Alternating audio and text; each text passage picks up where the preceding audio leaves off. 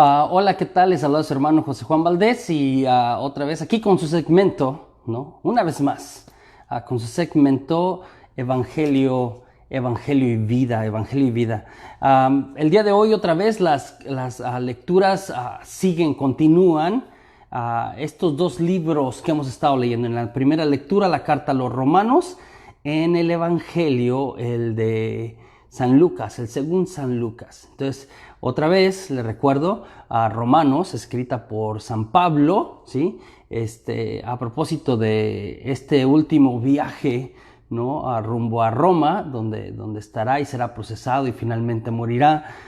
Como una carta más bien como de introducción. Pablo no había estado en Roma, les escribe sin haber estado con ellos, pero como para de alguna manera preparar su arribo a la ciudad de Roma.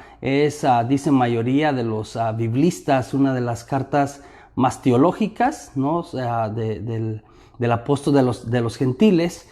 Entonces, muy interesante lo del día de hoy, no fácil de interpretar y de entender de la carta a los Romanos. Un par de cosas sobresaltan a mis ojos y a mis oídos de alguna manera. La primera tiene que ver con el espíritu, este concepto de Pablo, del espíritu, del neuma, que está por encima de la carne, del sarx, y que el concepto de carne de Pablo, dependiendo de dónde lo utilice, variaba de alguna manera, pero que acá lo entiende como algo que, una vez más, no alcanza la parte humana, que es limitada, algo así como diríamos los recursos humanos que no alcanzan muchas veces y que necesitamos vivir según el espíritu.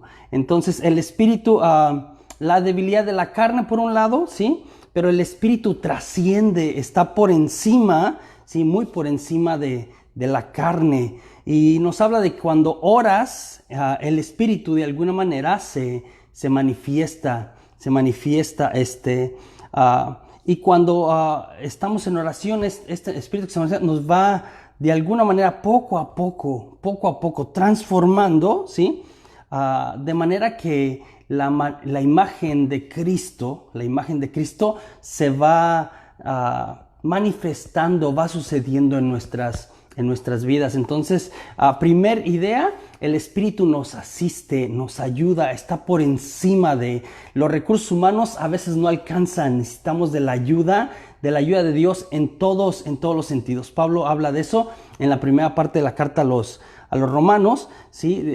De alguna manera. Es importante, Dios quiere que nos salvemos, Dios quiere, y porque al final se da una idea ahí medio rara de si hemos sido predestinados, y el tema de la predestinación es un tema teológico no sencillo, ¿no? Aquellos que llamó los predestinó. De hecho, utiliza el término, la traducción al español se utiliza predestinó, y es mira, Dios quiere que tú y yo nos salvemos, que poco a poco esa imagen de Cristo se vaya imprimiendo en nosotros. Ojo, eso es lo que quiere Dios, eso es lo que busca, eso es lo que está en su corazón, eso es lo que está en su voluntad.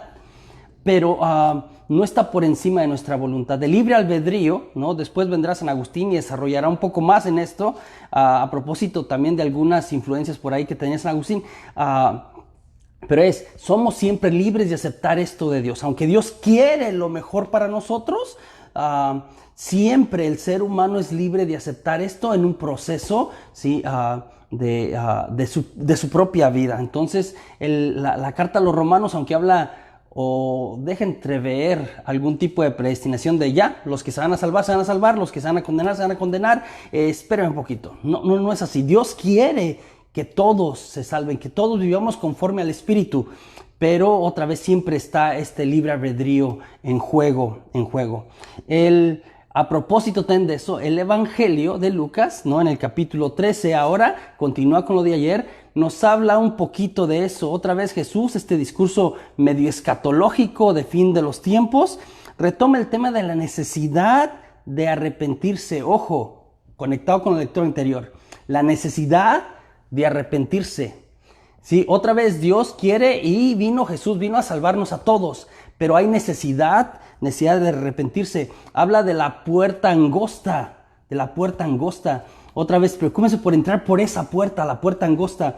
Es interesante, ¿no? Esta idea de la puerta angosta. En oposición, me parece, y Jesús tenía en mente estas puertas inmensas en las ciudades donde podían entrar muchedumbres, ¿no? Así mucha gente a lo loco. Entonces, la puerta del cielo, la puerta del reino de Dios es angosta. Es angosta, no es como en las ciudades que entran muchos, ¿no?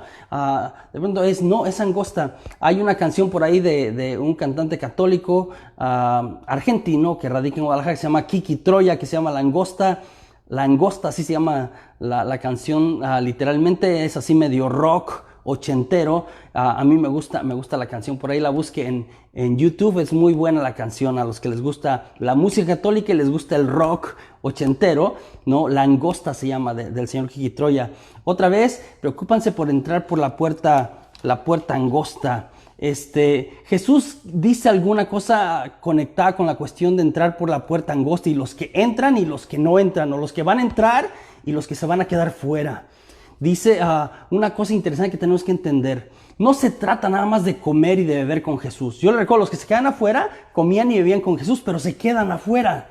Entonces, no se trata nada más de conocer a Jesús y comer y beber con Jesús. Es lo que le está diciendo aquí en el Evangelio de Lucas. Aquellos que comían y bebían con Jesús, de repente, porque no se han comprometido con el estilo de vivir de Jesús, ahora se encuentran fuera y están tocando la puerta de déjanos entrar. Y Jesús dice, no los conozco. ¿A quién conoce Jesús? Aquellos que se comprometen no solamente con comer otra vez y beber, sino aquellos que se comprometen con ser como Jesús, unirse a la misión de Jesús. Aquellos que no se comprometen, se quedan fuera. Hay que estar de alguna manera, compartir la vida misma de Jesús y cómo Él se relaciona con el pobre, con el desvalido. Ahí está la clave. Ojo, ahí está la clave. No de conocer a Jesús, sino de vivir como Jesús. Ahí está la clave, ¿sí? Que opta por el desvalido. A propósito también del documento, que estoy trabajando en un video de eso, el del documento que salió a propósito del sínodo en la Amazonía y que ha sido tan criticado, el Papa y el sínodo mismo. Estoy trabajando en eso porque de verdad en este mundo de las redes sociales, un mundo de opinión, a mí me parece exagerada, a veces desmedida. Es importante que nos hagamos criterios firmes y conozcamos. Hay mucha gente siguiendo a mucha gente y a veces sin cuestionar absolutamente nada o sin procesarlo. Yo daré también mi opinión, no una opinión más, sino para que usted se forme la propia, haga su propio criterio. Esto es importante. Entonces, otra vez, la preferencia de Jesús por los necesitados, los pobres, es lo que hará la diferencia, según el relato escatológico, de aquellos que entrarán al banquete para cenar con Jesús y con Abraham y con Isaac y con, ¿no?, aquellos que ya están en el reino de los cielos. Al final, uno de estos clásicos invertidos, ¿no?, la cosa al revés, del reino de los cielos. Los primeros serán los últimos y los últimos serán los primeros. Muchas veces el reino de Dios es muy diferente de lo que nosotros pensamos. Nuestros caminos, nuestros pensamientos no son los caminos, no son los pensamientos de Dios. Que Él, Dios, Jesús, nos concedan la gracia de vivir según el Espíritu, para que podamos alcanzar poco a poco esta imagen de Dios, de Jesús en nosotros, y podamos ¿sí?, ir caminando enfilándonos hacia la puerta angosta. Y un día podamos disfrutar del banquete maravilloso en la presencia de Jesús con aquellos que ya nos han precedido. A propósito de que pronto celebramos el primer aniversario de papá, que en esperanza, ¿no?, y por fe creo está participando ya del banquete del reino de los cielos. Por hoy es todo. Una vez más estoy trabajando para hacer algo bien fundamentado sobre la cuestión del sínodo de la Amazonía, y esta cuestión también así muy ligera que se ha tomado en redes sociales de pseudo católicos. Disculpe que utilice eso, pero me parece que por ahí va, ojalá y me equivoque, que critican duro al Papa Francisco y a una serie de posiciones.